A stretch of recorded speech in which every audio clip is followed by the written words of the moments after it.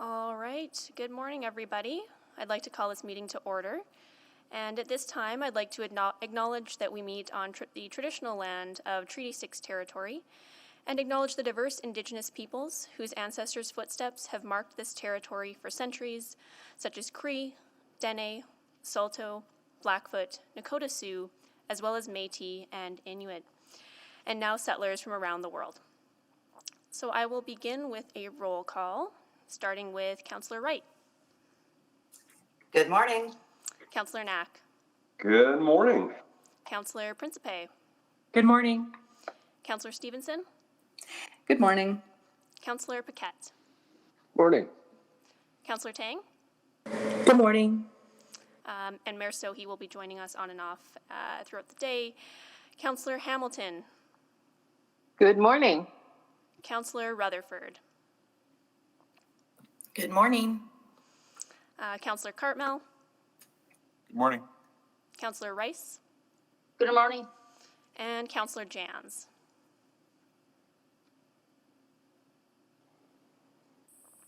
Councillor Jans, are you with us? Oh, good morning. Good morning. All right, adoption of the agenda. Would someone like to move the adoption of the agenda? I'll move the adoption of the agenda that with the following changes. The addition of 6.9, the COVID-19 update, and deletions of 6.3 LRT safety and 7.6 Bylaw 19983 conduct, or amending the conduct of transit passengers bylaw at 8353 amendment number 4, and postponement of items 6.1 Office of the Integrity Commissioner annual report, 6.4 direct control DC1 zoning Glenora heritage character area being postponed, and 6.6 alcohol consumption in River Valley Parks pilot project results, and those are all postponed to the February 22 to 24th City Council meeting. Great, thank you, Councillor Hamilton. Seconded by? Second. Is that Councillor Tang? Principe. Principe, great, thank you. So moved by Councillor Hamilton, seconded by Councillor Principe. Let's vote on adoption of the agenda.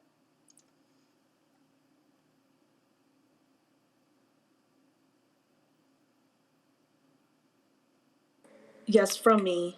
Yes, for me. Thank you, Councillor Jans. Thank you, Councillor Tang. Councillor Rice. Yes, from me. Thank you. We have all the votes. Great, and display the vote. Carried.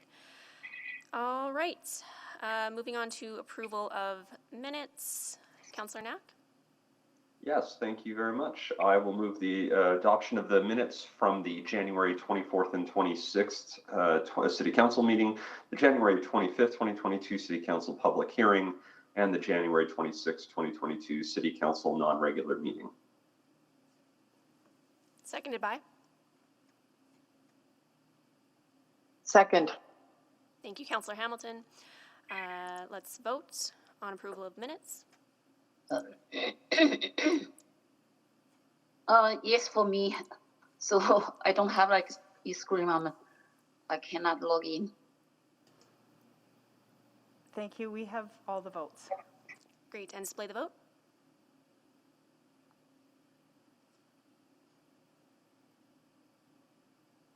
Carried, wonderful. Okay, and moving on to protocol items. So I'm going to start with two. So from City Hall School, I would like to welcome the Michael Strambitsky grade 6 class and their teacher, Tanya Boyko, from Ward Garhio. So thank you so much for joining us online. I'd also like to welcome the McLeod grade 6 class and their teacher, Stacy Morgan, from Ward Dene. Thank you so much for being with us. Hi, everyone. And do I have any other protocol items? I believe Councillor Tang has a protocol item for Black History Month, so I'll pass it over to Councillor Tang. Thank you so much, Madam Chair. So good morning. I'd like to take a few minutes this morning to recognize February as Black History Month. The theme for 2022 is February and Forever, celebrating Black history today and every day. Each year, Black History Month provides Edmontonians of all backgrounds with an opportunity to come together to share experiences and embrace the full story of our city. Canadians of African descent have been a part of our city since its foundation in 1862, but we haven't always made room for the voices of those so often pushed to the margins of history. The Black Lives Matter movement in cities around the world, including Edmonton, drew our attention to this existing systemic discrimination and inequality. And since then, we've continued to try and change this narrative and reality. So this morning, let's celebrate all Black and unsung heroes who fought hard for equality here and across the country. People like Mrs. P.S. Pawson, who in 1923 stood up for her son after he was entrance to Woodland Park, swimming with some white friends. In the face of tremendous odds and bias against her, both for her gender and race, Mrs. Pawson stood up for what was right and led a community protest against whites-only access to public swimming pools in our city. Mrs. Pawson is only one example of the many courageous, smart members of the Black community who have played a huge role in shaping and informing many aspects of our city. And there are people like Mary Burley who tirelessly fought for women, children, and families. Athletic greats like Rolly Miles and Alfonso Davis, who inspire excellence on the sports field. And of course, creative geniuses like our very own Poet Laureate, Titilope Sanuga. There's so many stories to tell, and we've all benefited from the countless contributions and achievements of Black Edmontonians who have worked so hard to help build our city alongside people all over the world. And we know there's still more to be done, and this is why Black History Month is important.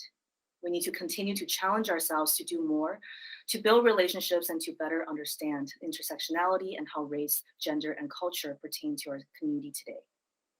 As we mark this month, let's recognize Black excellence and celebrate Black joy and Black future, and also commit to stand firmly in solidarity with Black communities who continue to bear the brunt of systemic barriers, discrimination, and hate-based violence. Whether it's learning more about Black history in Alberta, connecting with and supporting many amazing volunteer-led organizations and Black-owned businesses here in Edmonton, standing together is a lifelong commitment and something we do as neighbors, as fellow Edmontonians, as family, as friends, not just today and throughout this month, but all year round. And together we can continue to build our city into one that is safer, more inclusive, and more welcoming for everyone. Thank you. Thank you so much, Councillor Tang, and really appreciate you drawing attention to this incredibly important conversation. So, next up, we have selecting items for debate, and I will watch for names on the board. So, I have Councillor Rice. Please go ahead. Thank you, Madam Chair. I would like to select for debate items 6.2, 6.7, 7.7, 7.8, 7.9.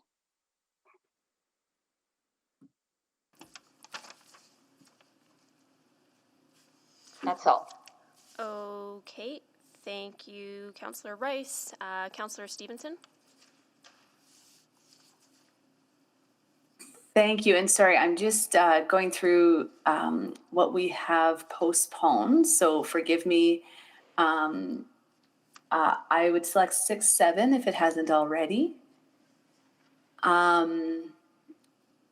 6, okay, sorry, my other items 6.4 and 6.7 have been postponed, as well as, okay, 6.2 has been selected. 7.4, please.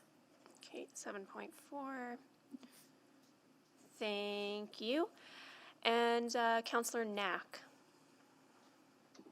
Thank you, Madam Chair. So I'm just double checking. Just for voting purposes only 6.6. And So just for clarity, 6.6 has been moved off to the February 22nd council meeting. Missed that. Sorry about that. I need that other list up. I should. Then I think the only other one that I have would be the 9.1. So I'll do this like that. I think that's it. Thank you. Great, thank you, Councillor Knack. And then we'll go to Councillor Cartmell. Thank you. 6.8, Greenfield land. Please. And must be selected 9.2 and 9.3. And that's it for me. Thank you. Great. Thank you. And I see Councillor Hamilton on the board as well. Yeah, I'm just trying to keep up with the selection. Did 6.5 get selected? No, it has not been selected. Okay, I would like to select that. Thank you. Great. And Councillor Wright? Hi, I see 6.9 must be selected. And that's it. Thank you. Okay, seeing no one else on the board. Madam Clerk, would you like to just clarify what we have selected for debate today? Absolutely. Thank you very much, Deputy Mayor. So just for absolute clarity, item 6.1 has been moved off to the February 22nd, 24th council meeting. That's the Office of the Integrity Commissioner Annual Report. Councillor Rice has selected 6.2. 6.3, LRT safety has been deleted. 6.4, direct control zoning, Glenora Heritage Character area has already been moved over to the February 22nd, 24th council meeting. Councillor Hamilton has selected 6.5. 6.6, alcohol consumption in River Valley Parks has been moved to February 22nd, 24th. Councillor Rice has selected 6.7, rapid housing initiative, hotel conversion. 6.8 has been selected by Councillor Cartmell, sale of Greenfield residential enterprise land development history. Councillor Wright has selected 6.9, COVID-19 update.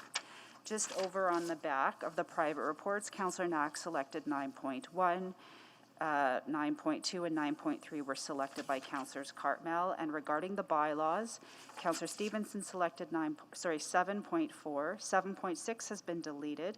Councillor Rice selected 7.7, 7.8 and 7.9. Great. Thank you so much, Madam Clerk. And just for absolute clarity, I just want to double check on item 6.1. Do we have Jamie and Brent online just to clarify their availability for February 22nd, 24th? Is that all right with them? I did connect with them on the weekend and they were, I think perhaps because it's already been voted on, they may have already left the meeting, but I will confirm, and if there's any changes that would need to happen, Great. We'll sort that out. Okay, great. Thank you so much. Okay, and now we can move on to voting for reports that have not been selected for debate. So would someone like to move the balance of the reports that have not been selected for debate? There is, I'm not aware that there are any. Apologies. Okay, perfect. And I guess we get to go on to requests to speak. Madam Clerk, do we have any requests to speak today? Yes, we do. So there was one request to speak to item 6.7. There was one request to speak to 7.6, but that bylaw has since been removed.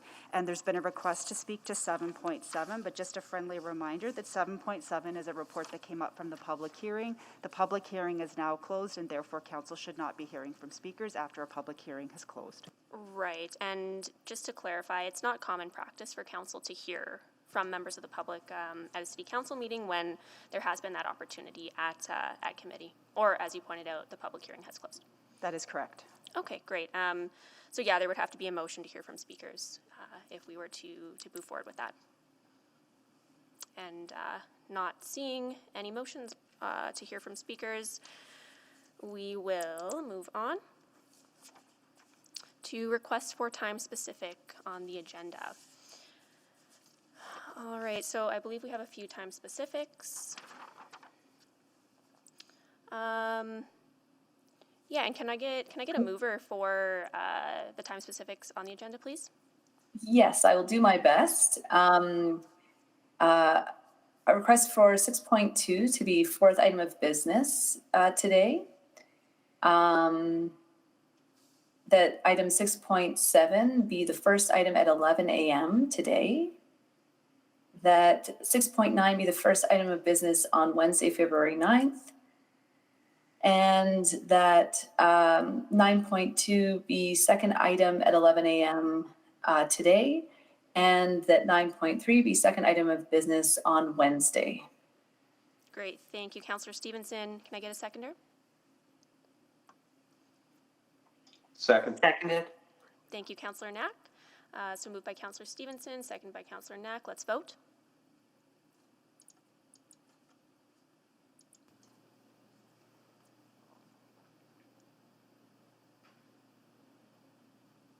Councillor Rice?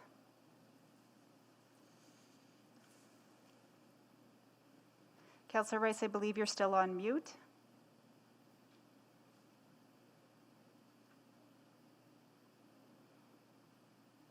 Yes. I just expressed problem for e-screen. I cannot see any vote come to my e-screen. Okay, I will have the council tech folks reach out to you behind the scenes, and we'll see if we can get eScribe running for you. Thank you for your vote. Okay. Thank you. And display the vote. Great, that is carried. Okay, and let's vote on bylaws that have not been selected for debate. So would someone like to move the bylaws that have not been selected? Thank you, Councillor Salvador. I'll move first readings of well, I'll just read them because there's only first readings. So first reading of Bylaw 19978, Bylaw 19979, Bylaw 19980, and Bylaw 19982. Second. Seconded by Councillor Knack. Let's vote on first reading.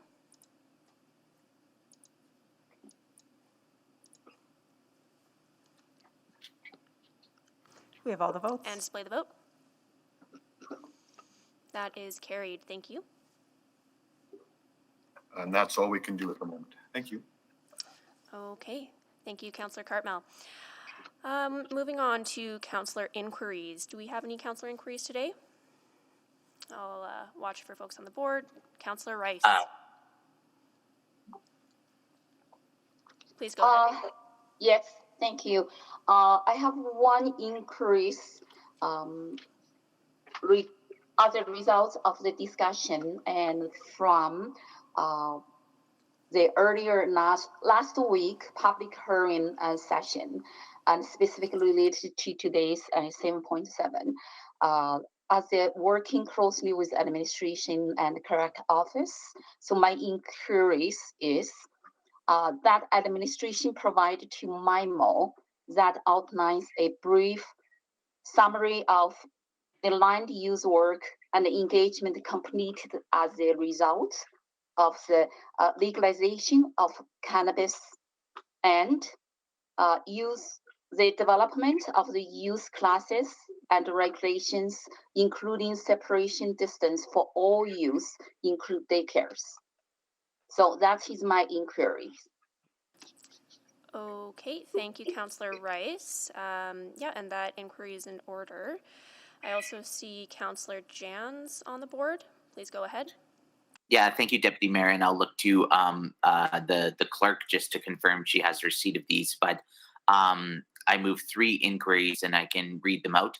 And just so my colleagues are aware, they're designed in order to replace the 3 motions we have. I've made established licenses for all rentals, including but not limited to basement suites, garage suites, short-term rentals, Airbnb, et cetera, et cetera. Secondly, increasing property tenants' access to such information, and that the report include information about the potential costs and implications of such measures. Due date, Community and Public Services Committee, April 2022. Secondly, that administration provide an information report with options including but not limited to increased fines, penalties, and enforcement capacity for passenger vehicles creating excessive noise. Community and Public Services Committee, Q2 2022. And thirdly, that administration provide an information report Councillor on what Jans, would be... apologies. So could you just pause between the inquiries? I know you have 3. I'm just trying to get clarity there because it seems like they ran together.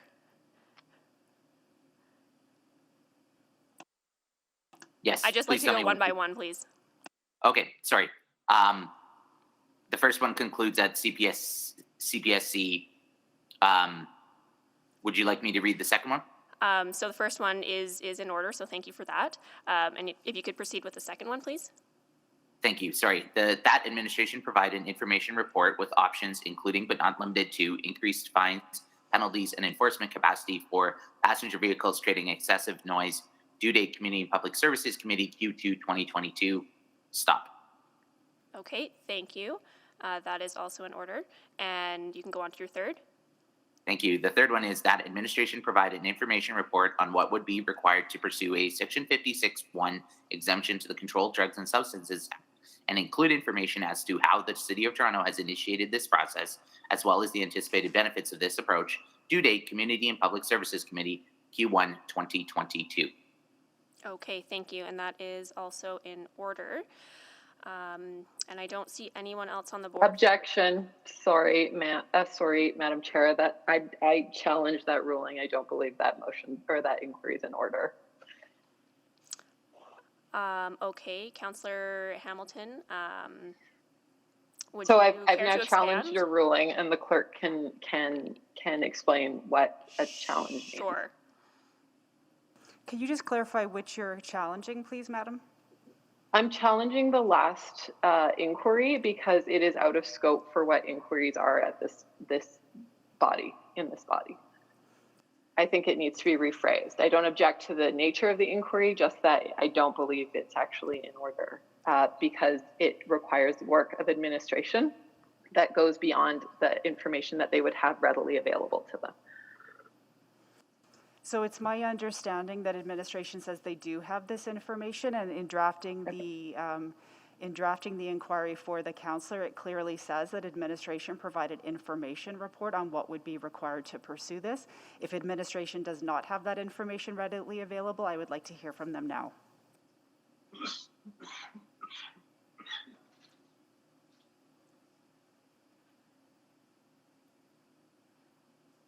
All right. If it sounds like they do have that information available, challenge withdrawn. Thank you, Councillor Hamilton. I see Councillor Jans on the board.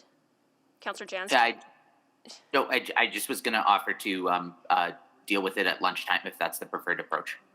It sounds like we're good on that front, so we're going to move ahead. Because I did not hear administration buzz in, so we're good. And no more inquiries today, so we're going to be moving on to reports to be dealt with at a different meeting, which there are none, and requests to reschedule reports, also none. And it looks like we can move on to our first item of the day, which is the Rapid Housing Initiative Hotel Conversion, which is 6.7. Coliseum Inn.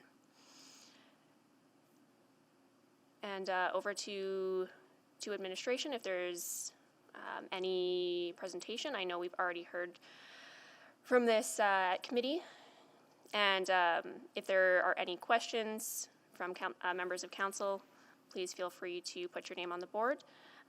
And if there are none, we can go straight to voting.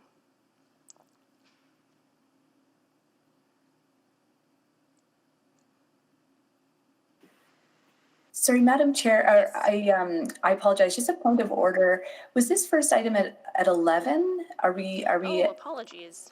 Too early? Thank you, If we're Councillor not Stevenson. constrained by that, yeah. Sorry, it's a very complex agenda. Yes, thank you so much for that. Yes, so it is not 11, so we should hold off on that one until 11. And I'm just going to clarify with Madam Clerk, that is the intention, is to hold off until 11 for item 6.7. So council has voted to make two items time specific at 11 a.m. That's correct. Okay, sounds good.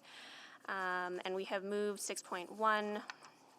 So I believe we would be going to, are we at item 6.5 then, Madam Clerk? That's what I have. Okay, great. Yeah, so we'll go to item 6.5, Goods and Services Procurement Policy. Do we have any presentation from administration? I know that Councillor Hamilton selected this. Would you like a presentation, Councillor Hamilton, or are you ready to go to a vote for this? So There's a motion that hasn't been made yet. Put on. I sent correct. a copy out to council, so I don't need a presentation. I think we can be very quick on this. Sorry, I'm not clicked on, but I'll put the motion on the floor. I just need a moment to grab it, if you'll oblige me.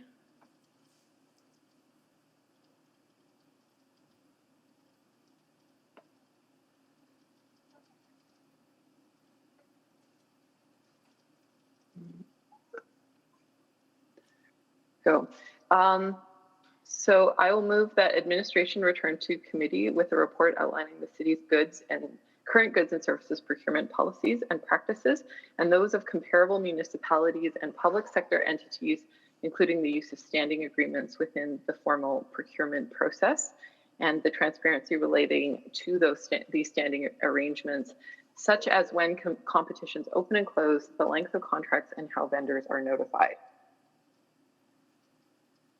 Thank you, Councillor Hamilton.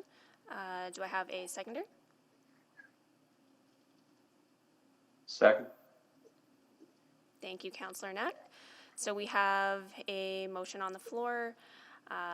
Any questions to the mover? May I introduce it, Madam Absolutely, Chair? Councillor Hamilton. Thank you. This is, I believe that this was discussed quite fulsomely at committee. There are some concerns I've heard through my time on council about how the city procures goods and services, specifically these small services, these small contracts, and the inquiry related to getting some clarity around that process. This motion continues that work and asks for some more something that we heard at committee was about what other municipalities do and how our process is different. So it gives us this information and gives us some more transparency, I think, in terms of how our processes operate. So when constituents reach out, we can be a little bit more forthright, and it will allow us to also identify areas where we could perhaps be more competitive with other municipalities, or make our process a bit better. So I'm appreciative. I got a lot of help from administration on this, including the city manager's office, and I just want to thank them for their openness to this conversation. And I'm open to questions. Thank you, Councillor Hamilton. Any questions from members of council? So I see Councillor Tang. Please go ahead. Thank you very much, Madam Chair, and thank you to the mover on this. I think it's an important piece of work to continue the conversation that's started. I just wanted to make sure, I just want to, I guess, confirm that this motion would cover off some of those concerns specifically around how vendors are chosen and picked. Certainly that was a key issue brought up by the speaker. So I just want to confirm with you that that will be captured by the intent of this. That's my hope, but I'll throw it to the city manager and Ms. Padbury to confirm that that's how they're interpreting this as well. That's also our interpretation. Perfect. Thank Great. you very Thank much. you. That's all. Thank you, Councillor Tang. Councillor Stevenson? Yeah, and I apologize if this is reflected in the wording, but just wondering if this will also consider consideration of equitable access to those procurement opportunities for business groups that may have traditionally been marginalized in the past. Is that for me or administration? The mover, if that was part of your intent, and if administration has any comments on that. I think it's I think that's part of the scope for sure in terms of opening. We need to better understand the process and how it's functioning to be able to perhaps get to some of those directions. But I would anticipate, and I'd look to Ms. Padbury, that such things as our policies around social procurement and fair equity around rates of pay would perhaps factor into that, although that's a little bit out of scope. So maybe I'll just look to Ms. Padbury to see if that would be part of their considerations. So I think this would bring back information on the process of notification for information, but the questions around social procurement and other items that specifically address equity will come back with the social procurement policy later in the year. Great, thank you. Good to know that's being covered off with another report. Thanks. Thank you, Councillor Stevenson. Seeing no one else on the board, Councillor Hamilton, would you like to close? Sorry, Councillor Salvador, could we just get clarification on what motion has actually been moved on the floor? We haven't put it up on the screen because there were a few options that were provided to us. So if the councillor could read it out, that would be super helpful. Sorry, it's revised motion number 2 that I read in. I can read it back. That administration returned to committee with a report outlining the city's current goods and services procurement policies and practices, and those of comparable municipalities and public sector entities, including the use of standing agreements or with the formal procurement processes and the transparency related to these standing arrangements, such as when competitions open and close, the length of contracts, and how vendors are notified.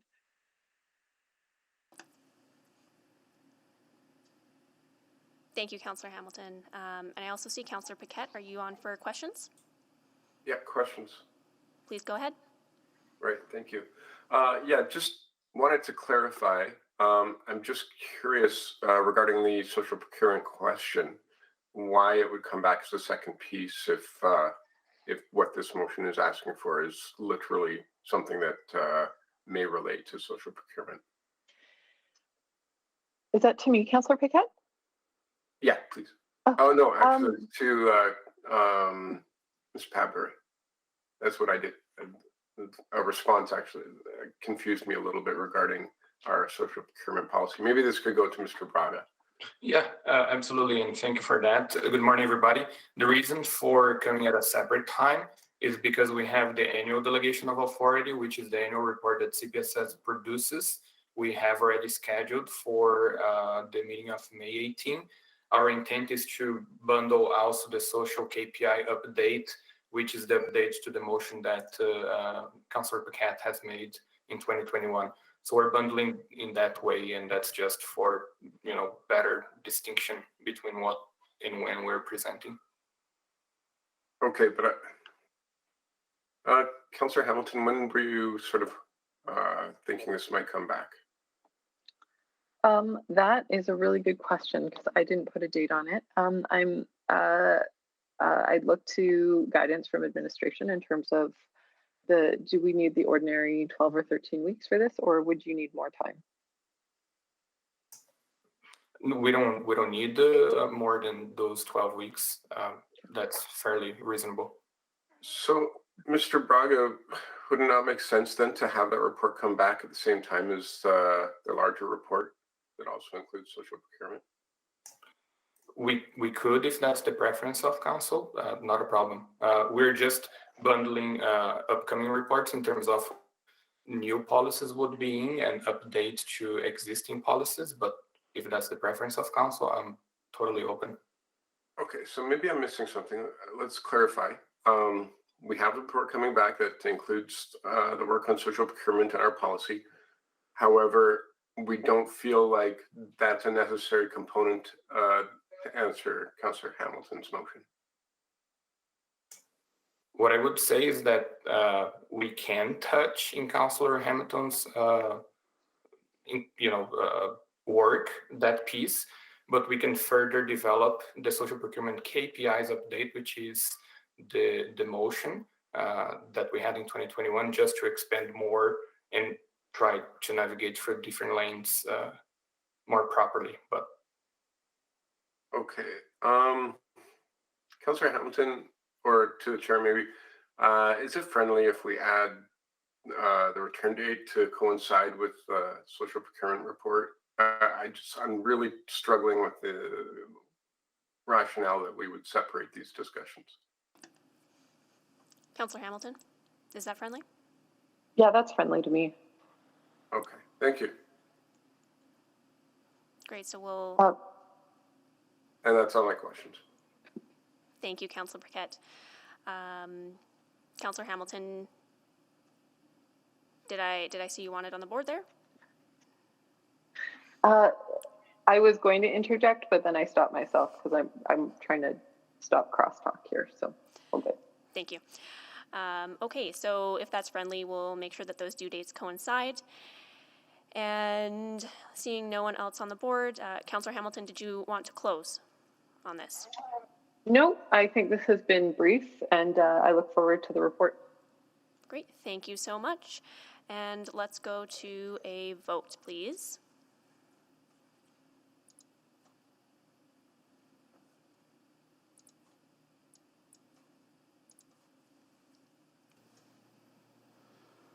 Councillor Jans? In favor. Thanks, we have all the votes. Please display the vote. That is carried. Thank you, everybody.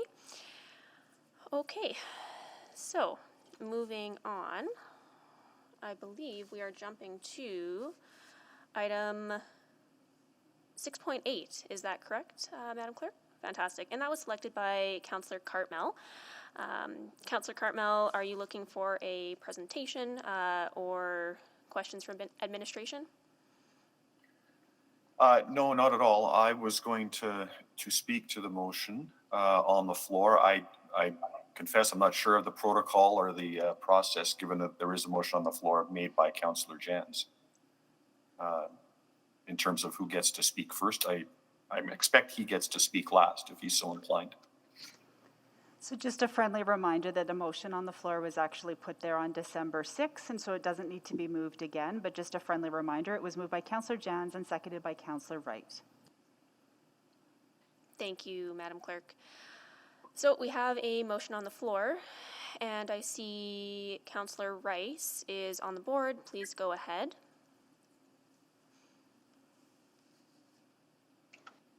Thank you, Madam Chair.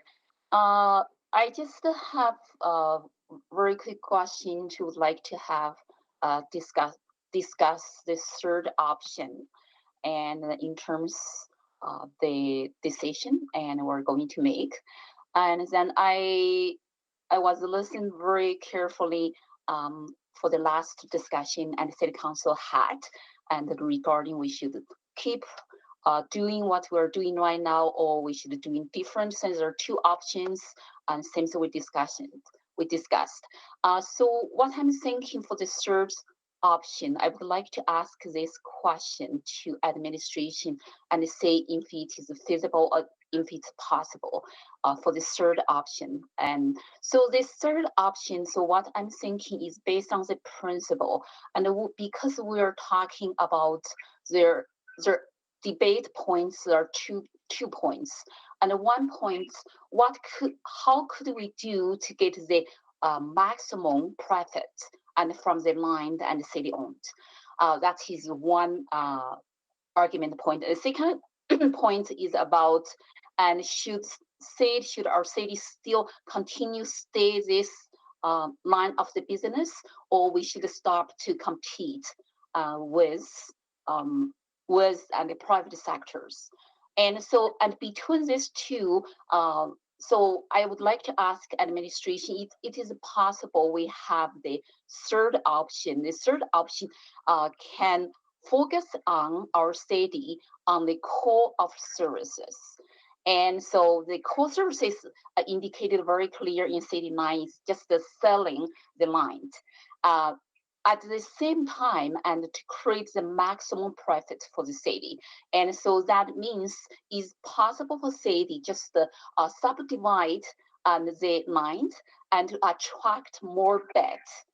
And then because right now, what I heard, and if we save like the 500 acres and 400 acres, we only have 1 or 2 beds come in. If we divide it to the smaller, and we may have the more beds come in, and by that way, and we can create more profit for the city. So that I'm thinking this could be the option 3, and so that is why I'm asking administration. Thank you.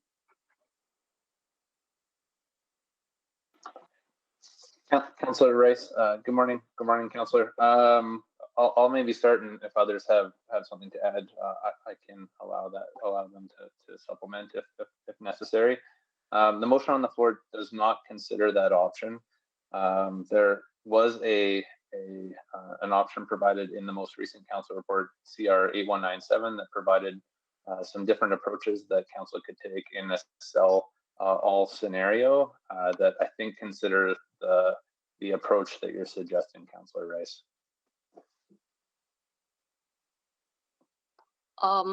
Okay. So do I need to do like amend the motion or like subsequent motion? So what's the proper way and for me to like to provide this option? So Councillor Rice, I believe you would have to put an amendment to the motion on the floor, which would need a seconder, and we would then have to vote on the amendment, Madam Clerk. Is that correct? It's in discussions with the councillor and also with the department. It's my understanding if the councillor would like to provide alternative instructions, shall we say, to selling the land, then the first step that needs to happen is this motion needs to fail. Right. Okay. So Councillor Rice, we would go through with a vote on this current motion that's on the floor, and after that, if it does fail, there would be an opportunity to bring that forward. So that's okay. Process-wise how you'd proceed. Okay. Thank you. Thank you. Okay, Councillor Jans, please. May I withdraw for now and go behind Councillor Stevenson? Are you to speak to the motion? To close yes. then? Okay. Yeah. Yeah. So Councillor Wright, please go ahead. Hi, thank you very much. I guess I think my question is along the lines of Councillor Rice's, in that I wanted more information on the various options available. I think we've got a combination besides the all or nothing proposals. I think with the various parcels of land that are being considered, there's probably 6 combinations between selling or holding on to those parcels. And so with that, any more information on that, again, that wasn't covered off in CR 8197, that would be a subsequent motion or an inquiry?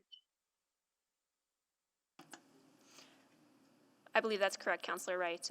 Again, we would have to go through with voting on the current motion that's on the floor prior to. Okay. All right.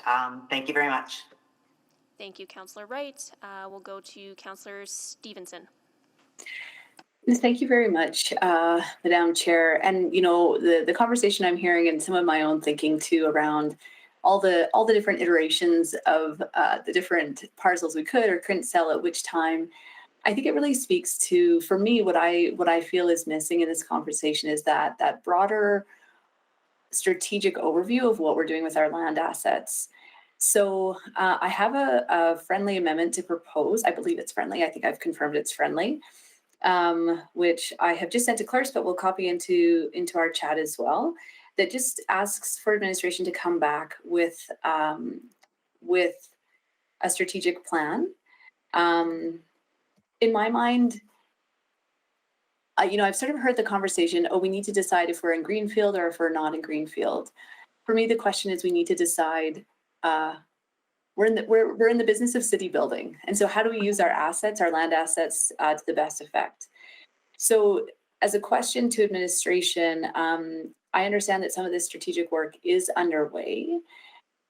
Is it possible that in the course of doing that strategic work that you would be able to speak to different strategies in terms of selling off different parcels at different times in terms of how that supports our overall strategic objectives? Good morning, Councillor Stevenson. Thanks for the question. Through the series of reports that have been provided from administration, there are a number of different strategies that are expressed or illustrated within those reports. If it would make sense, I can actually walk council through the process that would happen under each scenario, whether the motion today passes or if the motion today fails. And that would allow council to have some information related to what those next steps may look like in terms of being able to provide direction related to strategies in how those either the holdings themselves could support other city priorities or the funds themselves and how that future may look. Would that be helpful, Councillor Stevenson? I'm not sure because again, I think what we can play through those different scenarios, but again, what I don't feel I've seen, and it may have been there, but it's really that update to C511 that we have a new vision about what it is we're doing and how we're even organizing that. So as a spoiler alert, I'm interested in exploring things like municipal land corporation, just thinking really comprehensively. What I hear is we could have strategies about what we do with these individual parcels of land and how we use that funding, but I don't have that really high level conceptual framework of how we as a city are managing our real estate. And that to me is what comes through the update of C511. And Councillor Stevenson, if I may, part of answering that, I think that there's a sequence of events with the motion that it would probably be beneficial if Chris could speak to what happens in each of those situations so you can see where the piece that you're asking about fits into the process depending on what happens here today. Okay, sure. Thank you. Thanks for that clarification. And yeah, please, Mr. Hodgson, walk us through that. You bet. So under a scenario where the motion fails, administration would continue to prepare the parcels for sale. So we would market the Goodrich Corners, Chauncey parcels and Chauncey parcels in the short term. As has been previously shared with council, we'd also continue to try to resolve the outstanding issues with the Astor parcel, which had a wetland disturbed by a trespasser. So once that issue has been resolved, administration would continue with the sale of the property as well. Upon the sale of the properties, the proceeds would be directed to Land Enterprise retained earnings. That's part of the original motion. Administration would then prepare budget submissions as part of the upcoming budget deliberations in alignment with what is considered to be the best and most effective use of these proceeds to help achieve the strategic goals of Connect Edmonton and the city plan. Council would then have the opportunity to fund those priorities or others. And in this scenario, administration would also return with updated land development and dividend policies by the end of 2022 so that council can influence the direction of the future enterprise land development program in alignment with the practical implications of proceeding with the sale. In the scenario where the motion passes, administration would discontinue the sales. Understanding the priorities presented within Connect Edmonton and the city plan, administration would prepare budget submissions for upcoming budget deliberations that would balance the city's investments into the continued development of enterprise land development, residential properties, along with the development of funding strategies for the shifting investment in the city's redevelopment priorities and exhibition lands and river crossing. Similar to the sales scenario, administration would also return with updated land development and dividend policies by the end of 2022, reflecting the continued development of the greenfield residential lands, the shifting development priorities, and updating areas where the administration believes that the program can be leveraged to achieve other city building. So you'll see in those statements that the decision today is actually key in instructing some of that policy work that would come back for council's consideration in the future. Thank you, Councillor Stevenson. And just for clarity, you have not officially put an amendment on the floor, correct? Oh, I thought I had, but I understand some members of council aren't considering that friendly, but I absolutely do want that on the floor as consideration for friendly or unfriendly amendments. So just a friendly reminder, when you're making an amendment, it's good to get clarification before we start with questions, because the council needs to be clear whether or not it's speaking to the amendment to the motion on the floor, or if it is friendly, that we need to take a pause and get clarification from the assembly before we move forward to questions of admin. Okay, I apologize for that. So is the moment now to clarify if it's friendly or not? Yes, we can take a moment to clarify if that's friendly. Councillor Jans? Yes, it is friendly. It needs to be friendly to the whole assembly, not to the mover. Thank you, Madam Clerk. And are there any objections, I guess, to the amendment on the floor? I see Councillor Cartmel on the board. I think it's better handled as a formal amendment, just to be not that it's not friendly, but that allows the process to proceed in a more orderly way. Thank you, Councillor Cartmel. Councillor Stevenson? Oh yeah, no trouble. Whatever makes the most sense process-wise. So then I will formally move an amendment that administration return to executive committee in Q4 2022 with a proposed update to land development policy C511 to bring it into alignment with goals outlined in the city plan, Connect Edmonton, the community energy transition strategy, and other strategies as required. Thank you, Councillor. Seconded by Councillor Cartmel. Thank you. Is it possible, Madam Clerk, to just get the wording? Thank you. Okay, and now that we have an amendment on the floor, we can go to questions for the amendment that's on the floor. I have questions. I see Councillor Cartmel. Please go ahead. Thank you. Thank you, Councillor Salvador. So I guess first of all to Councillor Stevenson as the mover, in reading this amendment, it almost reads like a referral motion. And so it almost reads like you'd like to see this work done before we move down any particular path in terms of land disposal or where we invest or that kind of a thing. So I'm not sure that this suits as an amendment depending upon what your goals are. It almost sounds like effectively a motion to refer this work back to administration to bring this analysis forward. Yeah, that's a great point, and you're right that I would like that work to be done whether this motion passes or fails. So that's good advice. My intent is really, hearing from administration around, needing the direction on the greenfield lands today in order to do this strategic work. For me, I think it's a bit of the opposite question. My intent in supporting the motion as put forward by Councillor Jans would be to provide us with time to step back and think more holistically about our full real estate portfolio, and then come forward potentially in the future with suggestions for selling those parcels of land.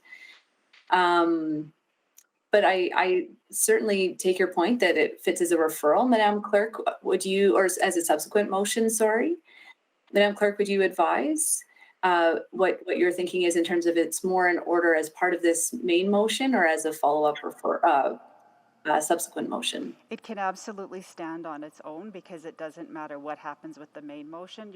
If it passes, Council's giving directions to update this policy in alignment with what you've outlined here below, so it can be a subsequent, absolutely.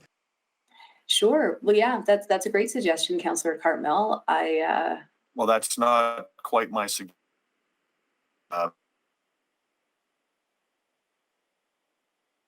Redundant.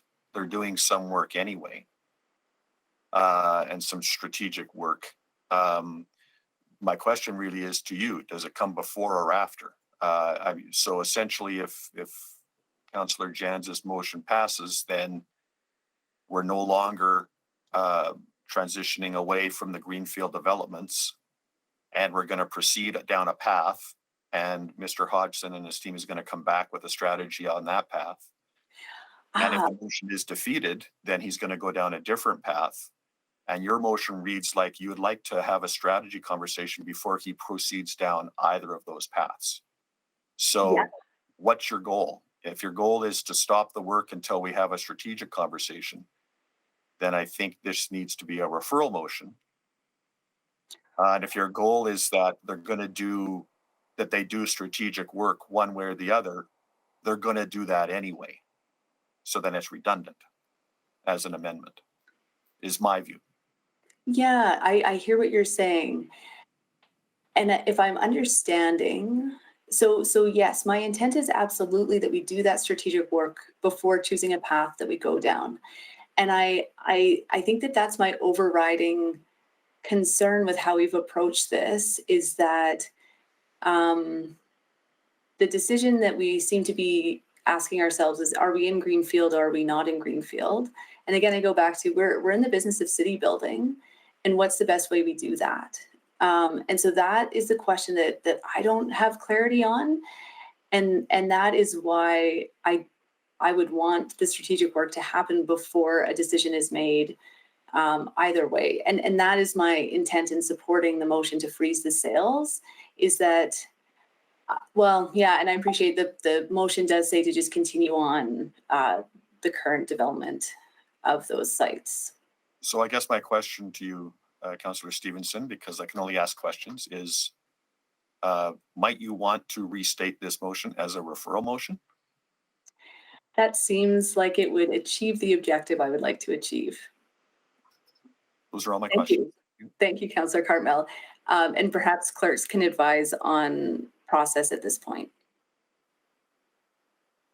So just so that I understand the intention, you would like to refer the motion on the floor that we just referred to committee, you'd like to now refer it back to administration to come back with an updated policy and its own recommendation on the motion on the floor? Yes. Yes, I think that yeah, it's just to ensure that we have that discussion before a decision is made on these lands. So are you withdrawing your amendment? Yes. And is that agreeable to everybody at council, Madam Chair? Can I just clarify? So if I withdraw this, do we then proceed to vote on Councillor Jans's motion? So now that it's been moved and seconded or read into the record, the first step would be for council to decide if it can take it off the floor. If it's off the floor, the main motion as made in December is back on the floor. If a councillor wants to make a referral motion, that actually has to be dealt with before the motion on the floor. Okay, so the primary objective is just to ensure that the land sales don't proceed in advance of that more strategic conversation. So the referral motion would achieve that by not deciding one way or another. So so the motion this would just be a referral motion, and it would read off the top of my head that the motion on the floor from the December 6th City Council meeting be referred to administration to return in Q4 2022 at Executive Committee with proposed changes to the land development policy as per the rest of the motion, and to also include a recommendation on what to do with the motion, or you just want the policy work done and then bring it back to committee? Because ultimately this all has to come back to council to make a decision. Mm-hmm. Yeah, it's mainly that policy discussion, and I know that administration will have some thoughts on that, so I feel like I'm monopolizing some time here, but would love to just talk to administration about their perspective. I know that there is a strong desire to have clarity on this decision today. Councillor Stevenson, if you'd like to come back for another round, but as it stands right now, I do see some other folks on the board, so I do want to go to Councillor Jans. Please go ahead. I think I see Councillor Paquette trying to throw a point of order flag. No? Oh, sorry. Okay, never mind. It's just semaphore. Sorry, I have a point of order. I'm just confused. Are we dealing with an amendment or are we dealing with a referral back motion? So right now there's an amendment on the floor, but we need the consent of council in order to change that to a referral motion. Is that correct, Madam Clerk? So we can't change an amendment to a referral. First step, let's just decide if council can give direction on what it wants to do with the amendment, then we'll figure out the next step. Sure. So, Councillor Rutherford, we're talking about the amendment that is on the floor. Councillor Jans? I would support the amendment on the floor. I think a referral would also work. I like where Councillor Stevenson's going with this. I think that's the objective we're all trying to get to here, is around seeing alignment with city plan, with these plans. So I will, I would speak in favor when we're able to. Thank you, Councillor Jans. Councillor Rutherford? So I guess my question is to administration, because I feel like Q4 2022 puts this really in a lot of limbo, and it even impacts, whether we have that money to discuss with the 4-year budget cycle. So could administration clarify to me some of the impacts of this amendment in terms of timing? And because I know there was a sense of urgency around this decision. So I just want to make sure that that's being considered in this. Councillor Rutherford, I think it really depends on the approach that the council takes, whether this is a referral or just an amendment to the original motion. Just Under the amendment right now, because that's what we're dealing with on the floor. Under the amendment, I think that it would follow the same path that we had planned to take as administration anyways. Council will have touch points through the budget process and through the land development policy updates. That was the point I was really trying to make in some of my remarks to Councillor Stevenson's suggestion, is that through our normal course of strategy work, we would have various touch points with council to make decisions on how either the parcels themselves would be used to be leveraged to achieve city goals if the parcels themselves are not sold, and alternatively, if the motion fails, the touch points that council would have around the use of the funds in the future to align with city strategies. So I'm not sure if that answered your question or not, but basically, as an amendment, we had planned to complete much of this work. I think having the information around whether we have the land still in our possession is important to informing the strategy. If we sell the land, we would have a different strategy related to our involvement in proceeding and development in those lands.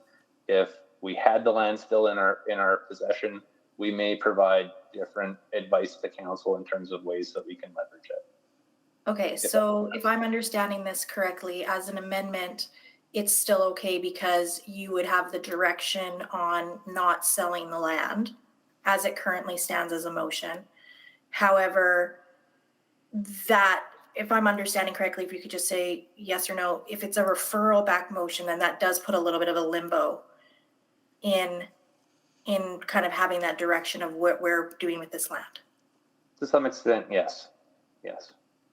One of the things that's important to note is that the motion directs administration to reinstate the program as appropriate. It's a pretty critical detail in this scenario where council discontinues the sale.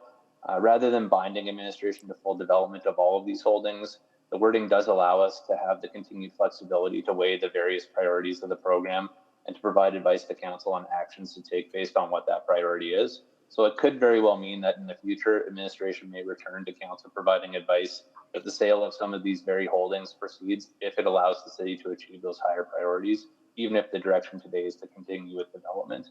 And so that strategy work would happen in any case. Okay, so I think based on that I would prefer it be kept as an amendment. That's kind of my stance on this, but I do agree with the councillors before me. I think this kind of creates a good strike balance and thoughtfulness with this big decision. So thank you for that clarity, Mr. Hudson. Thank you, Councillor Rutherford. I see Councillor Wright. Please go ahead. Do we need to vote for a second round, or am I okay? You're actually now speaking to the amendment, so it's a new speakers list. Okay, thank you very much. I'm just wondering, I guess maybe perhaps a friendly amendment rather than just a proposed update. Could we get not just an update, but a recommendation by administration to the policy C511? It's just there's been in all the history and documentation, it has kept referring to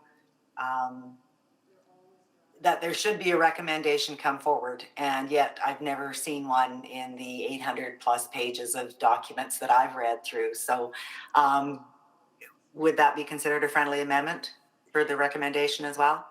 Very friendly, yeah. So it would read with a recommended update to land development policy C511.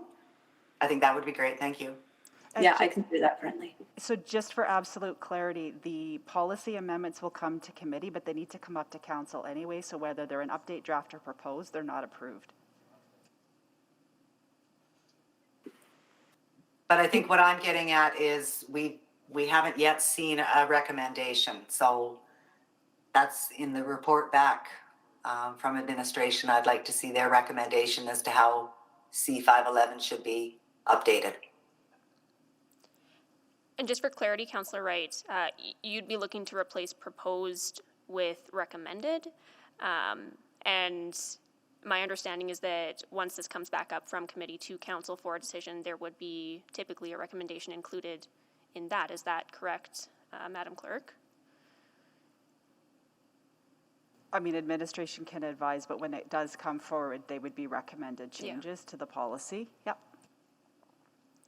And that would be the recommended changes coming to executive committee, or after executive committee, then come to council with a recommendation? So the typical process, and again, council can direct if they would like something different, is administration would come with suggested changes as requested by council. A red line version would be provided. In Q4 of 2022, depending on what committee wanted to recommend, committee could then recommend to council that those policy changes be adopted, or it could make recommendations that different changes can be made.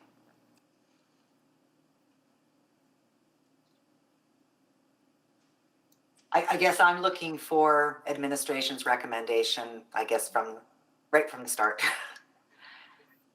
Councillor Wright, if I may, I believe I understand your intent, which is essentially that administration would bring back a proposed policy for council's consideration rather than some of the work that had been completed in the past by EY, which was just basic suggestions on ways that the council could look to utilize a different land development policy to support the work that's required to achieve city priorities. And so I think that intent is definitely understood. Okay. So if the intent is understood, can we actually specify it in the amendment? Councillor Stevenson, you did say that that was friendly to really specify and make that clear. I don't see an issue with that. It sounds like Mr. Hodgson has that understanding as well. So I would believe that that's in order. Yep, it's fine by me.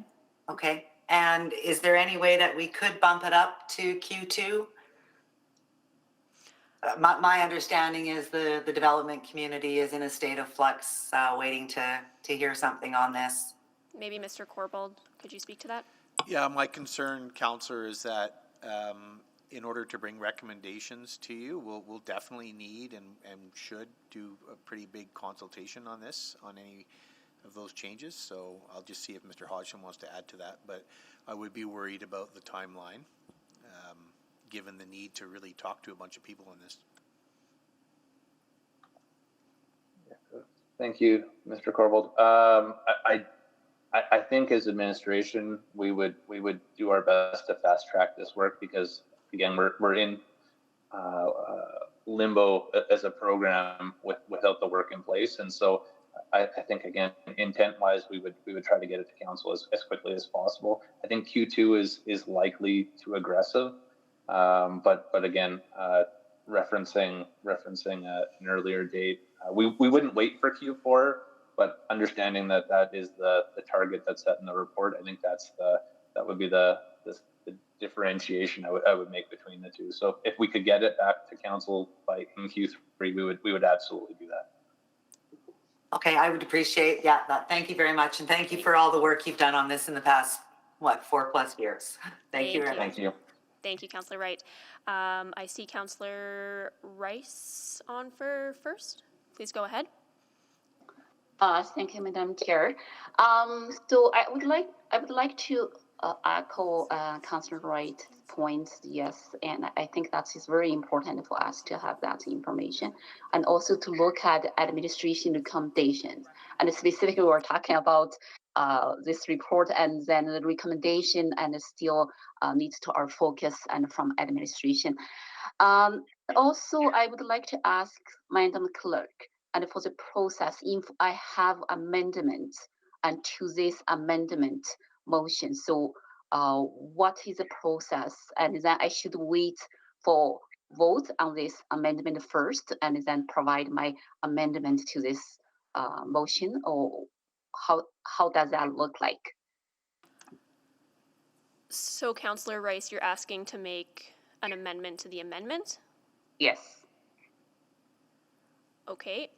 Madam Clerk, if Councillor Rice would like to make an amendment to the amendment, she would need a seconder for that at this point. Before we go for seconders, if we could get clarity on what that amendment to the amendment would be, then we could advise if it's actually in order. Sure. Councillor Rice, what are you looking to amend? I can read some wording, and I would like to present is here in this amendment Q4 report. I would like administration to look into the option to subdivide the greenfields parcels to reduce developer financial investment, allowing smaller developers to bid on development projects. So this would give more developers an opportunity to bid on its purchase, and then through the free market process, and which would maximize our profits. So this is something I would like to add, but I'm not 100% sure the wording is fully reflect and how we can make amendment on this amendment. So I just need some advice on that. So Councillor Rice, that's a fairly substantial change to the amendment that's on the floor. Madam Clerk, I don't believe that substantial of a change would be an amendment to an amendment. So just for absolute clarity, the amendment on the floor is that administration come back with recommended changes to the land development policy. So I don't have the policy open in front of me, but if the amendment to the amendment is that the recommended changes to the policy come back with options related to these particular parcels, it would be my understanding that we don't provide that level of direction within the policy, but I would defer to administration if they think that that's something that should be in the policy, or if that's something that should be dealt with after council makes a decision on whether it is selling these parcels of land or not. Mr. Hodgson? So Madam Clerk, to jump off of I think your line of thought, the policy document itself would probably be more broad in strategy than specifically focused on particular parcels. It sounds, Councillor Rice, as if you want to have a review completed related to a specific strategy on one or a few of these parcels. I think that the work that you're referencing, Councillor Rice, is actually already found in one of the council reports that was addressed by council previously in CR 8197, where we spoke about different strategies related to options that would maximize the financial return in a sell-all scenario, which did consider the subdivision of parcels at that time. That work was completed by a third-party Altus group who provided advice on the ways that if the city was to move ahead with selling all of the parcels as is, what steps they could take to achieve the maximum financial results. So that information is there for review. We can certainly look at different strategies as we bring those items forward. I'm not sure how it would fit within this amendment or the procedural element of that. But those are kind of my thoughts in terms of the information that's available now and the types of information that would be in policy in the future. Okay, so it's my understanding this information is already available. And then, so I just try to look at what you mentioned for this report. And if that is the case, and for us to specifically for the certain parcels to be sold, and then it seems like what I'm looking for this strategy and to reflect our financial investment returns maximum. And is that just to inquire, or I don't need to do anything? And then I just want to understand how that strategy could be for sure included in our selling process. And is it through the motion, or is it through the inquiry, or is it through the just the memo information request? And because right now, and based on my understanding by reading reports, and it's just about, we sell this parcel, and then without any detailed how we sell that. So Councillor Rice, I think it's a matter of this sequencing, because the motion on the floor right now is to not sell the parcels. Then we would have to vote that motion first to know if we're selling or not selling the parcels. And if we're selling the parcels, then we could look at what you're asking us to look at. Okay. Thank you, Councillor Rice. Thank you. So yeah, that hopefully makes sense. There is a sequencing challenge here. So depending on the decision that is made for the original motion that's on the floor today, you could potentially take action at that point. So thank you. And it does sound like there's this information in the reports, as Mr. Hodgson outlined. So definitely worth looking into that too. So I'm going to go to Councillor Stevenson. Yeah, just really briefly, wanted to thank my colleagues, Councillor Cartmell and also Councillor Rutherford, for your great clarifying questions to really make the intent of this clear. And so, Mr. Hodgson, I believe I heard you in response to Councillor Rutherford's question that the four-part motion, as it's currently proposed to be, allows administration to go back to a comprehensive plan, which may ultimately lead to recommendations to dispose of some of these lands, but it's not sort of binding you into continuing the Greenfield program exactly as it is today, but in consideration of a broader strategic objective. Is that what I heard? That's correct. The motion, as it says, provides administration with the flexibility to make decisions based on what to make recommendations and provide advice to council related to what it thinks are the best actions to achieve council's priorities. So yes, I absolutely agree with that. Great. Well, thanks for that. I'm ready to speak to the amendment when the time is appropriate. Thank you. Thank you, Councillor Stevenson. We'll come back to you, but first I see Councillor Knack on the board. Please go ahead. Thanks, Madam Chair. I know I said I wasn't going to speak to it after committee, but this is a big enough change that I'd like to speak to it now. So if there's no other questions, I'm ready to speak. Please go ahead. Yes, Councillor Knack, you can speak to this. Okay, thank you. So I'm conflicted on the amendments. I think we should do that work, but essentially my worry is what I would have rather seen, and it still creates a non-ideal situation in my mind, is I would have actually rather seen this amendment as a true referral motion. And here's why. You heard me, everyone who attended last week knows, and I'm not going to repeat much of that other than to say, I worry that by not selling the land, we set ourselves far too far behind to actually accomplishing most of our goals in the city plan. There is not then a larger sum of money that we can use to front end what I think is going to be critical work to actually accomplish our city plan. So I'm not going to dwell on that because I dwelled on that last meeting, and I think that point is clear. So by accepting this as an amendment instead of as a referral, it still means we're going down a specific path, which is that we are losing access to that larger sum of upfront money, which I think is the right approach to accomplish our city plan goals. Yes, this would potentially at some point allow us to maybe sell off a parcel of land for some lump sum of money down the road, but not in the same way. So in my mind, I would rather, although not ideal, refer that motion on the floor to finish that work before deciding whether we should continue to sort of do this in a small amount every year with a couple of $1 million every year to advance city plan goals, or have a much larger sum of money up front. By accepting this amendment, we remove one of those two options off the floor, to be very clear. So that is my issue. And so I think in my mind, I'm going to vote against the amendment with the intent that I would much rather see it done as a referral motion so that we don't close the door on either option.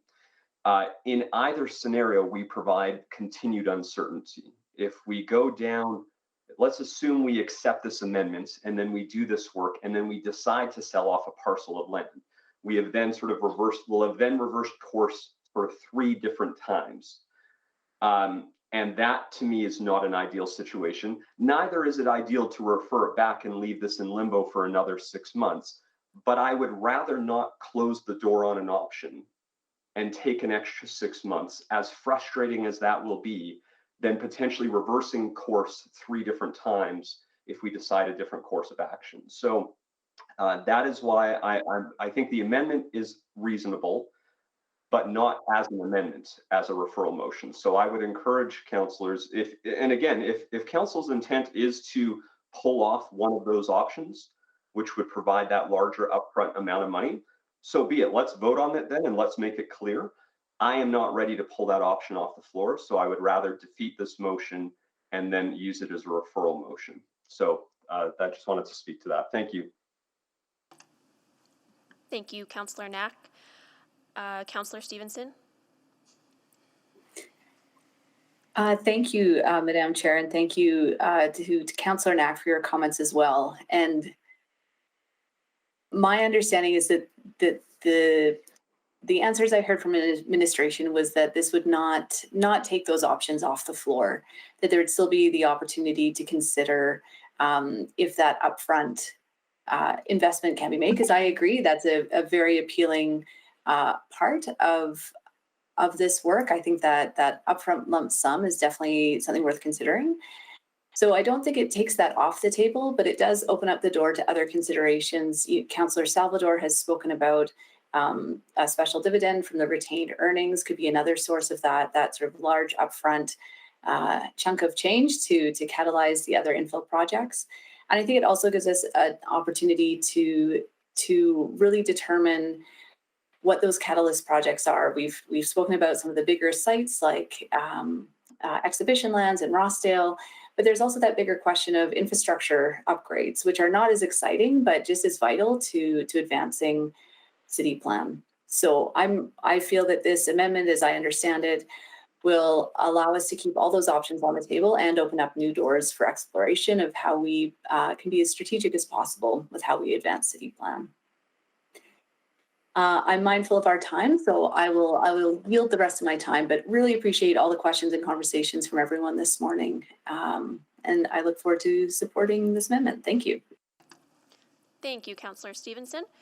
And I do not see anybody else on the board to speak to this, so I believe we are ready to go to a vote. And just to flag, we do actually have the mayor with us. Oh. Hello, Mayor Sohi. So we are going to vote. This was an amendment moved by Councillor Stevenson, seconded by Councillor Cartmel, and the wording is provided. So we are ready to vote on this amendment.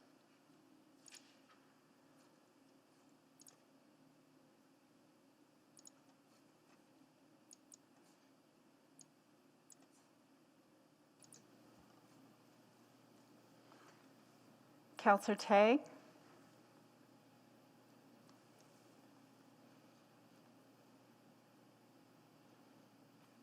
Hi, sorry, I didn't pop the for me. Oops. Yes, for me. Sorry, Councillor Tang, I didn't hear you. Yes, for me. Thank you. And Mr. Mayor, we're just waiting for your vote.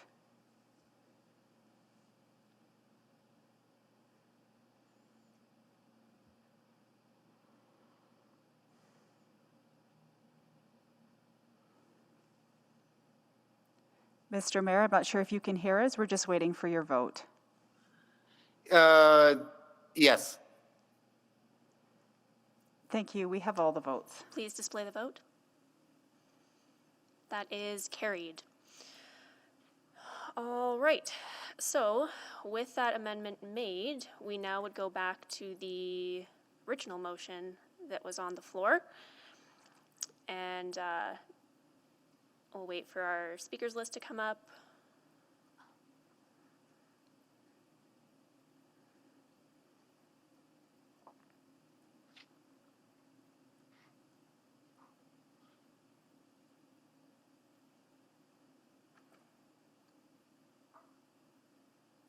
Okay, and I don't see anybody on the board. I'll give folks just a few seconds to buzz in. I know there can be a bit of a delay.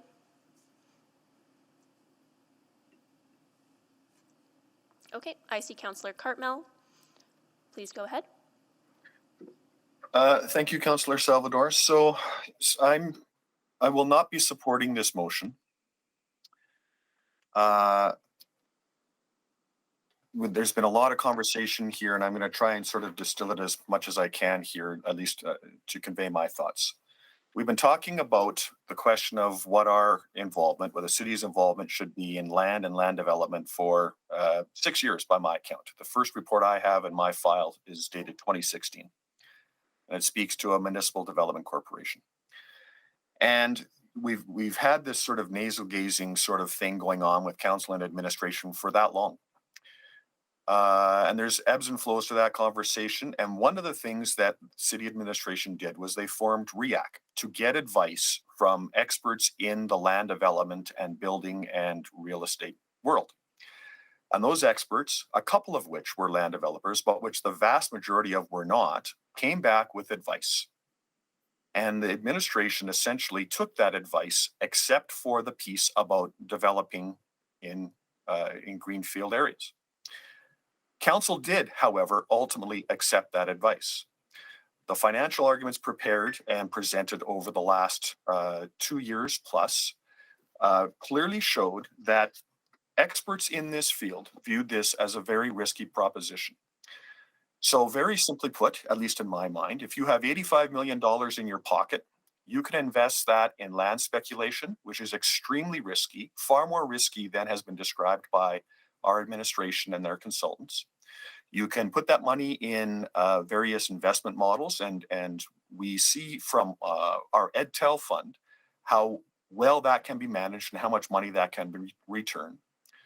Or you can put that money in the bank and invest it in places like Exhibition Lands or Rossdale and reap the rewards of property tax revenue ad infinitum, initiate development in places we'd like to see it initiated.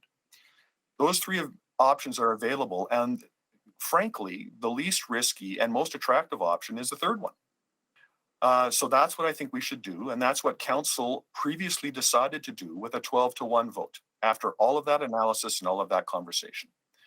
There has been associated conversations about the ability of small builders to acquire lots from the city easier than they can acquire it from larger land development and from other opportunities. But we heard representations from industry say that that is not necessarily accurate, that there is all kinds of opportunities for small builders to obtain lots. We have heard that somehow the lots that the city provides are more affordable, but that is not true. Our policy says that we dispose of these lots at market value, not under market value. There's been some suggestion that particular cohorts in our community don't get access to those lots for some reason, and that this provides easier access to them from a variety of perspectives. That too is not embedded in our policy. So if we are doing that, if we're favoring one group over another, we ought review that.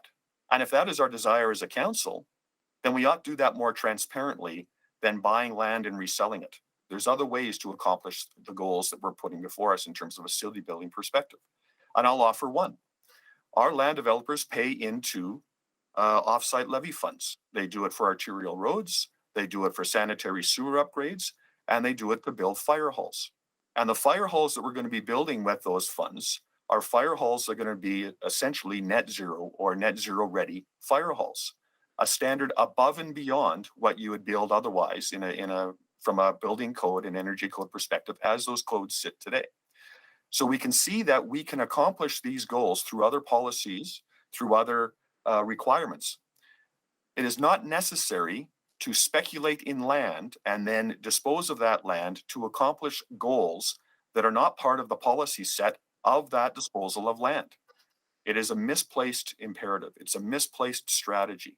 There's a number of those things that might be noble to do, but if we're going to do them, we should do them more transparently with council policy and not through a land speculation ruse, quite frankly. This decision was made. There's no new information that's been presented in the last few weeks, in the last couple of months.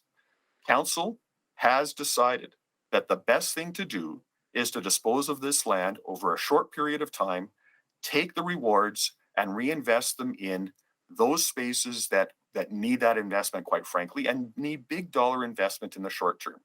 Places like exhibition lands, places like Rossdale. I really think we should do this, and I really think that this motion should be defeated and for us to move on with the direction that council gave last year. Thank you. Thank you, Councillor Carbell. And I am just noting that we are at 11. We did have a time specific, but I believe, and Madam Clerk, please correct me, but one of the reasons was so that Mayor Sohi could be here for that item. Was the intention also to be here for this item? For voting. I received a request that we adjust council's calendar so the mayor could be here for all 3 items. And so happy to accommodate whatever is the will of council. I'm not sure of Mayor Sohi's schedule. Okay. I'm flexible. Okay, great. So we're going to just continue with this item then. I'm going to go to Councillor Hamilton. Thank you. I will not be supporting this motion. And I let Councillor Stevenson know as the amendment to the last one passed, I didn't support it because I supported Councillor Knack's thinking that we have to be very careful about how quickly we change policy direction, because if the amendment had been tabled as a referral, then we would not have yet changed policy direction. We would have been looking for, I think, more strategic work. However, with the amendment passing, now as part of this motion, the motion now changes the strategic direction of the sale of these lands. So I can't support that. One of the things that we have heard about over the last few weeks, and we'll hear about again, is how important it is as government and as a regulator to provide a stable sort of policy framework for what our city is going to do and how we're going to invest. Because I think as we're starting to understand the decisions around greenfield development, around any kind of large-scale development in our city, it takes not weeks, not months, but years, and often years of work in terms of assembling land and assembling the capital to purchase that land. So when we telegraph that we are going to do something or not going to do something, that does have knock-on effects that can last quite a long time. And I know that sounds, that could sound like an overstatement, but it truly isn't when you hear about how long some of these large-scale projects take to bring online. So with that being said, I want to add to what Councillor Cartmell said. Some of the areas where we need that offsite levy, those offsite levy funds, like fire, it does have an impact on the way that people can live in our city and the way it can grow. If we don't have access to that kind of funds just in the greenfield space, we do end up, for instance, the types of houses that can get built in those spaces are impacted, and it costs a lot to everyone. If you have any of these emerging areas, for instance, the types of windows you can put in houses are impacted. So these are the kinds of things that truly I don't think are considered, and at this strategic level, I don't think we're considering it. All of which is to say that, fundamentally, I don't think that changing direction on this is a good position for us. I don't think it's in the best interest of the city. And I understand the concern with loss of an asset. But, to emphasize what Councillor Cartmell said, the need to fulfill other strategic goals, such as making sure that there's equitable access to things that are sold by the city, that is not covered in our policy around this, and that should be dealt with in a different way. So I don't think it's a really valid consideration when it comes to dispensing with these lands. I don't have anything else to add just that I won't be supporting this. Thank you. Thank you, Councillor Hamilton. Councillor Paquette, please go ahead. Yeah, thank you, Madam Chair. I won't be supporting this motion, even though maybe 2 years ago I might have made it myself. You know, I've had a lot of time to consider this question and even voted on this question previously. And in addition to the things that Councillors Cartmell and Hamilton have already stated, one of the motivating factors for me is just the simple math. A bird in the hand is worth two in the bush, and the sale of this land is a bird in the hand. And we have some incredibly important things that we need to fund and move forward on rapidly. And that's just where the rubber hits the road. That's just reality. If we actually want to implement the city plan, it takes money to buy the farm. And that's the position we're in. All things being equal, we could hold on to this land and develop it ourselves over time, in addition to all of the other land that we're currently developing over time. But it also would not allow us to divert much needed funds toward efforts at housing and efforts at reconciliation and putting this money into city development on things that like urban reservations, which are special economic zones that help jumpstart any economy and are equity building. And so I guess the argument could be, well, that can all go on the tax levy. And I guess that's true, but part of the job is to make choices that ensure that even the folks at the sort of the bottom rung of the economic scale, the socioeconomic scale, don't fall off the bottom of that rung. And so if the sale of these lands can help with that, you know, and I think it can, then my choice is clear. I don't actually have another choice. And so for all the reasons stated before and the ones that may come after, I would prefer that Council votes no to this so that we can move forward and utilize the monies derived from these sales to even greater extent than we might have been able to do by retaining these lands. And that's the balance that we have to achieve. Our city goals, our strategic goals, are they met better with one direction, or are they met better with another? And those are always the tough decisions. And after literally years of looking at this question, I've come to that conclusion that it is better as far as all of our goals, all of our equity goals, GBA plus city plan, to actually have that those finances at hand, while at the same time in the city plan retaining quite a bit of control on how that land gets developed anyway, because it must align with the city plan. So thank you. Thank you, Councillor Paquette. And colleagues, I'm looking at the time, and just to be prudent here, I do think we should be going to item 6.7, rapid housing hotel conversion that was scheduled for 11 a.m. Just seeing how many people are on the board right now, I know we need to get to those items, so I would prefer to transition to 6.7, followed by 9.2, the Valley Line Southeast update, because we need to get those in prior to going on our break.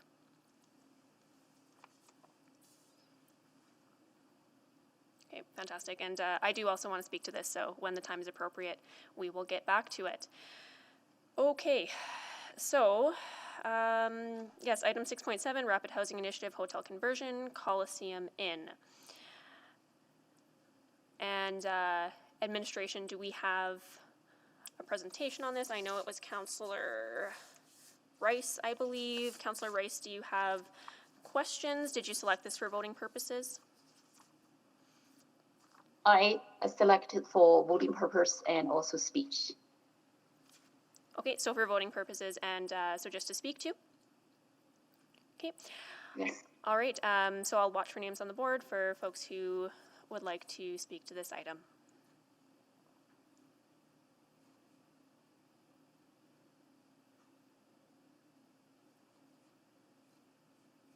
Councillor Rice, please go ahead. So I want to speak to this specific item, and I understand, and I understand it's a great opportunity. We have this opportunity to secure our federal government funding and to support the people and then Edmontonians who need support. So no doubt, and then that is our cities. We, like our mayor, so he said all the time, we need to invest in the people. Yes. So my key point about this is, so because this specific poverty and that was used for the bridge and housing. And then I didn't see any information, and by research, I read the report and about the occupancy rate. So what is occupancy rate and for all the affordable housing? And our city put a lot of effort to provide it. And so without this information, and then I think our city's key effort is not about provide the housing and without any occupancy rate in place to support, we should continue to invest this. And if you look at the capacity and across Canada and the Alberta, and for the affordable house, the capacity actually is pretty high. And we do have the resources available and for the people and to who needs this. And that, so the case is about our effort and should focus on some program and services to encourage people who need this affordable housing and go there and use these resources. Or our key effort is to keep invest money and with the empty houses there. So this, with this say, and then I'm not going to support this. And this is one point. Another point, and after the last time we discussed it, I actually received some emails. And then what I heard is a concern about this investment, this project, and the city is doing. And then I understand, and then many people think differently. But from a public perspective, we need to listen to the public voice from different angle and to reflect why and they're thinking this way. Why they're thinking city doing this is not the good investment or good project. And instead of we put money on this, and can we use certain money to develop some program and services, and we can support people actually feel safe, feel comfortable to use those affordable housing. And so I'm just ending there, and I'm not going to support it, and I will yield my time. Thank you. Thank you, Councillor Rice. Mayor Sohi, please go ahead.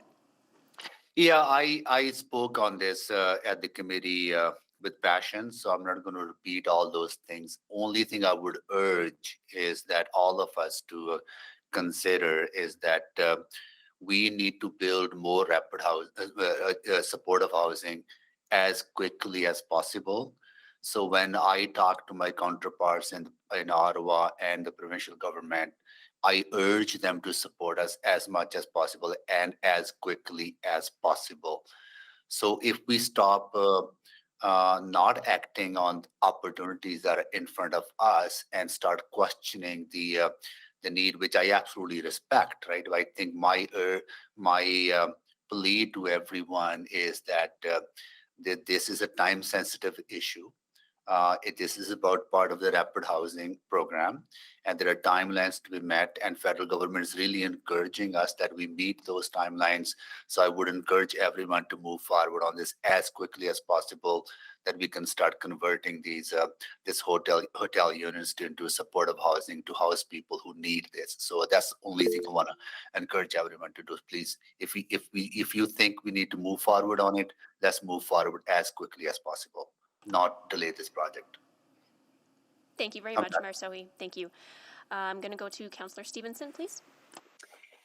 Thank you. I'm just very pleased to have the opportunity to speak out in the strongest favor possible of this motion and this investment.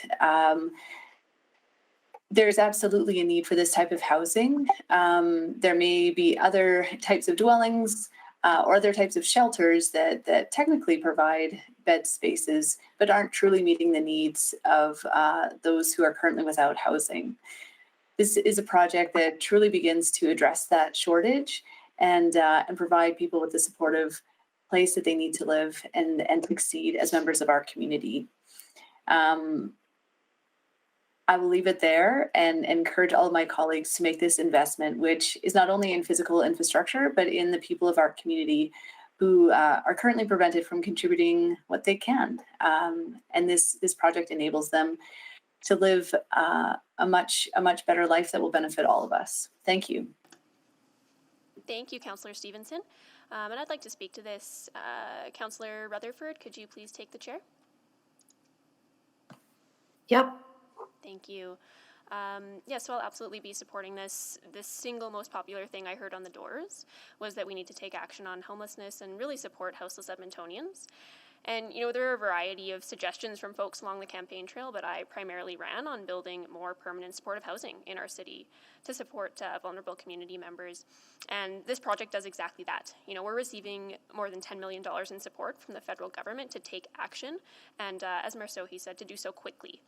Solving houselessness will take an intergovernmental effort, and I really want to commend administration, Homeward Trust, as well as our federal partners for their work on this. I'm very proud to have the opportunity to advance this project in my ward, and I would strongly urge other councillors to recognize the value of 98 more permanent supportive homes in our city. This is a major investment in the health of our communities. This is preventative medicine. This supports community safety and well-being, as well as reconciliation. It's the right thing to do, it's the economic thing to do, and it will save lives. So again, I encourage my colleagues to vote in favor of this project. Really look forward to welcoming 98 new community members to this area. Thank you. We'll go to Councillor Tang, please. Are you taking the chair back? Thank you. Thank you, Madam Chair. I'll be brief because I think you all have some really excellent points that have already been mentioned. I think housing is possibly one of the most complex issues that our city is facing because it touches on so many realms. And, I really want to acknowledge the previous council for having spent so much time sort of looking at this strategic direction and landing on, we need over 900 spots. And at a time, this was before COVID, and we know the need for that has only risen. And we keep harping that we need the input of and funding from other levels of government. And here it is. And I don't understand why we're still debating this issue. This is, supportive housing is a very unique development opportunity. It takes, it is complex that we really need to kind of grapple our heads around it. And if there's still questions about why it's unique and what previous council have done, and so many decisions from the sector, from multiple sectors, from policing to social service to housing, and they're all connected, then there are lots of people to answer questions beyond administration. We have frontline providers, housing providers, but also folks with lived experience. And I just, and when we talk about maybe we should spend the money on supporting people to access these services. I also, I've also know that we've been harping on investment from other levels of government as well. This funding is for a very specific purpose. If people have issues with how this these permanent supportive housing needs to be developed, I think that is actually not what we're talking about here. We're talking about a very specific funding for a very specific purpose. And I fully support this. In fact, I think so much interest with hotel have led to business owners reaching out to me to have additional conversation about other hotels around the city.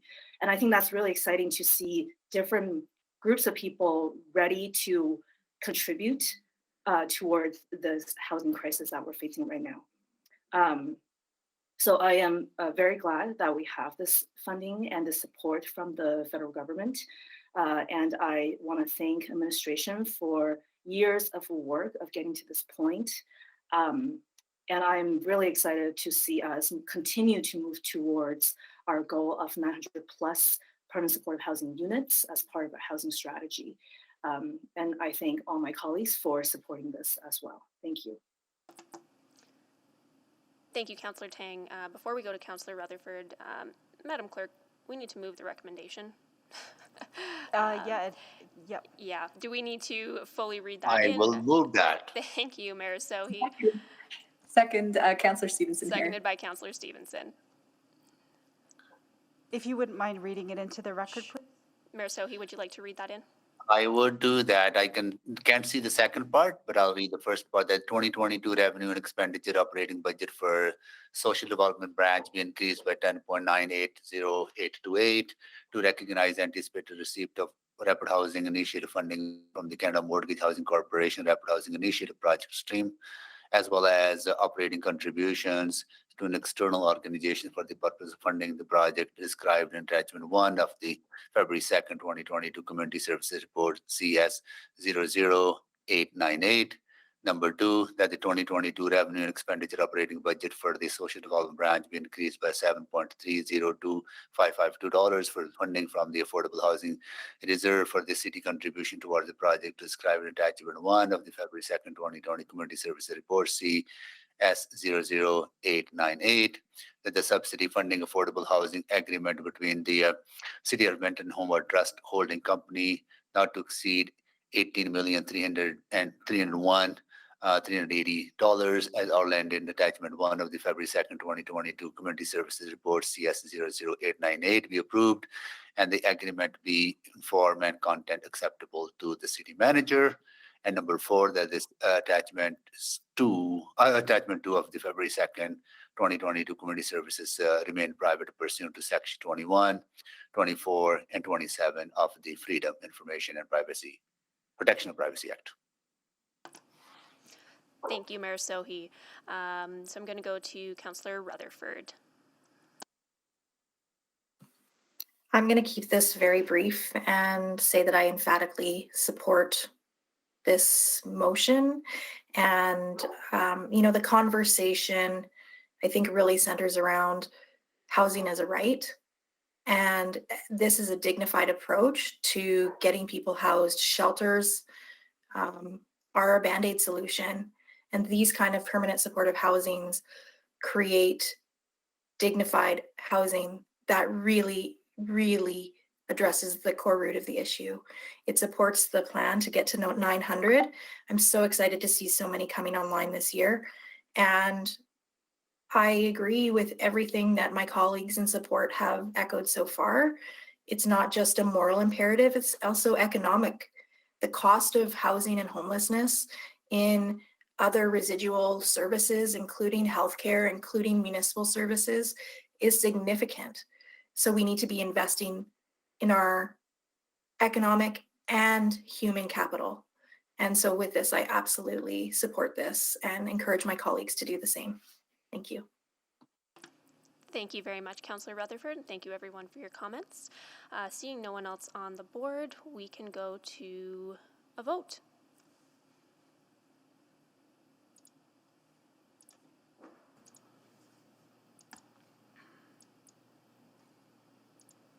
I have all the votes. Please display the vote. That is carried. All right, thank you very much, everyone. We are done with item 6.7, and I believe we are moving on to Item 9.2, the Valley Line Southeast contractual update, and I believe we'll need a motion to go in private for this item. Someone like to move that? So moved. Councillor Stevenson? Just before we Second. call the vote, it's possible that we don't finish that, or we finish that around 12 o'clock. Could we just stay in camera to deal with item 9.1 as well? That's time specific at 1:30, please. Absolutely. So moved. Second. So moved by Councillor Stevenson, second by Councillor Tang to go in private. And that is pursuant to,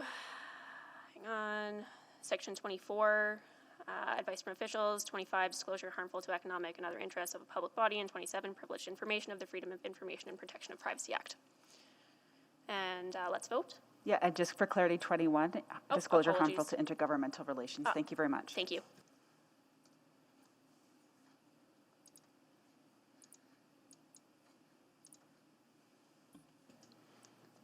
Councillor Cartmell? Thanks, we have all the vote.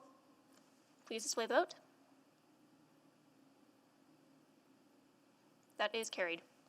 All right, heading into private.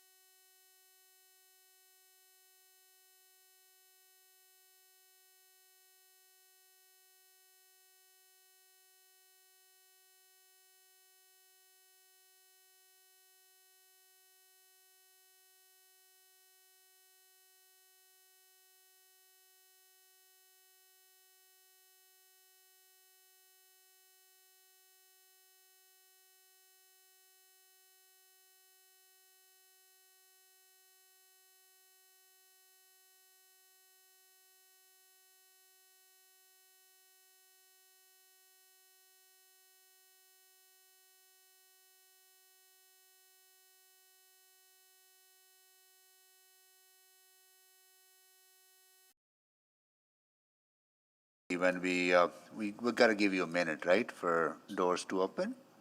Technically, we are in public. Our colleagues are dealing with something else out front, so we are back online. I can see us.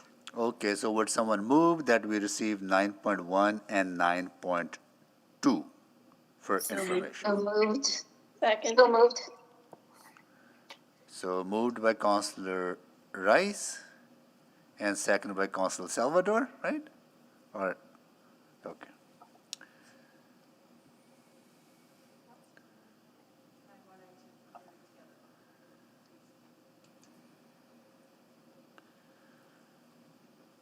Yes. Thank you, Mr. Mayor. Councillor Jans? Sorry, I'm a yes as well. Thank you so much, Councillor Wright. I'm a yes. Thank you, and Councillor Carmel. Yes. We're good to go. Display the votes, please.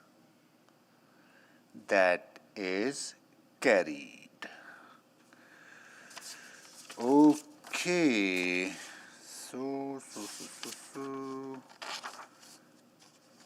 We will resume back on Wednesday, Madam Clerk, right? Yep, And, that's correct. And we have COVID update will be the first item on the agenda, right? So That depends, Your Worship, on whether or not there's a provincial Okay, got it. change in the So we'll next just 24 monitor hours. that, right? Yeah. We'll But monitor that. We'll be ready if there is. And Mr. Mayor, just a reminder, 9.2 is supposed to be dealt with right after 9.1, but if you want again, we can make all those time-specific decisions on Wednesday, once we know if you are going to be dealing with 6.9 or if it will be deleted. You mean 9.3? Actually, 6.2, apologies, efficiencies in municipal service delivery. Item 1, okay. Item 2, yeah. Was to be dealt with after 9.1. Okay. But we don't need to. We can deal with that on Wednesday. Okay, let's do that. We'll keep an eyes open for, see what happens tomorrow, and if not, then we'll have a better agenda tomorrow, on Wednesday. Cool. Okay. We are adjourned till Wednesday.